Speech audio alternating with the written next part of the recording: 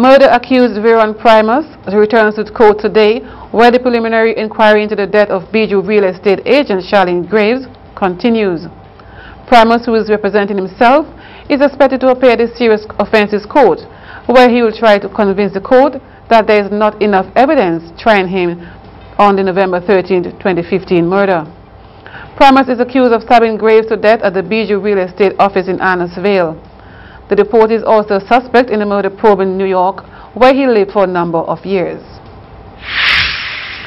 With advice for doctors and or those aspiring to become doctors, Dr. Jose Davies, specialist in infectious diseases, delivering the keynote address to MD4, the name given to a number of students at the Annisville-based St. James School of Medicine, said last Friday that the field of medicine is becoming more and more difficult to work in, but once you choose to become a doctor, you must adopt a positive attitude and strive to be the best you can be.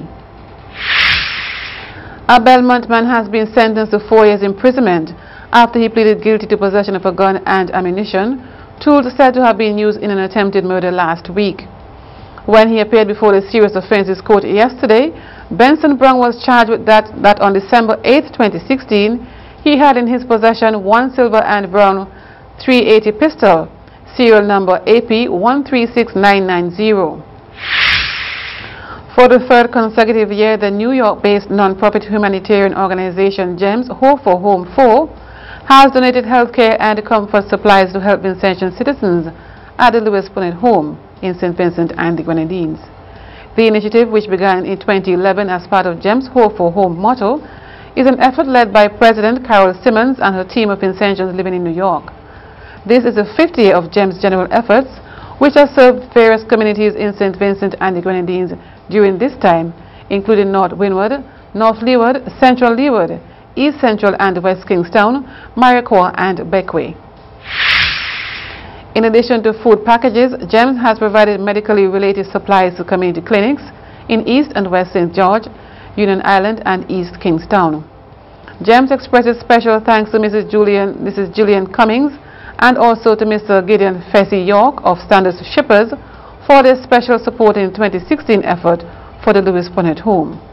Thanks also to Mrs. Anissa Baptiste and her volunteers on the ground for their continued cooperation in implementing GEMS projects at home in SVG. The secondary level judging events for the 2017 I-Square competition, organized by the National Telecommunications Regulatory Commission NTRC, took place today, December 14, 2016. The secondary judging event saw presentations from George Stevens Secondary School, Petty Bedell Secondary School, St. Joseph Convent Kingstown, St. Vincent Girls High School, Bishop's College Kingstown, Thomas Saunders Secondary School, Mountain View Academy, and Shumico, Ontario Secondary School. The NTRC hopes to tap into the students' creativity by challenging them to develop and present projects in the form of ideas and mobile applications that can facilitate implementation of new systems or improve existing systems within the local private sector so as to improve the delivery of services to consumers. Judging took place at the National Insurance Services NIS main conference room. The Union Island Secondary School will present at their school tomorrow, Thursday, December 15, 2016 from 1 p.m. Following the preliminary judging events, teams will be selected to advance to the finals on January 19, 2017. Head of the Commercial, Technical and Allied Workers Union, Joseph Burns-Bonady, said in an interview with the local media outlet on Monday that the government is looking for an alternative company to run the Boca Med Bay resort. The resort workers are currently up in arms over salaries and wages owed to them, and according to Bonady, the government is hoping to have the issue sorted out soon. He said that so far the resort's owner, Dave Ames, has only made available US $18,000 or $530,000, while the resort needs $500,000 monthly to pay workers. Bonady said that the Minister of Labor, Camilo Gonçalves, has been in contact with Mr. Ames's lawyer, and the minister is also looking for the possibility of having the resort run by another entity. Workers who have withdrawn their services at the Boca Med Bay Resort said they will not return to work until all outstanding salaries are paid.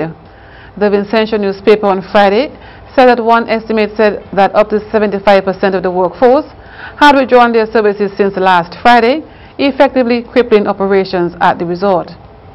The newspaper reported that Dalvin Coombs, a security guard and one of the primary figures of the protest, said that he has not been paid for 2 months and that there are other workers on the protest line who have not been paid for over 3 months.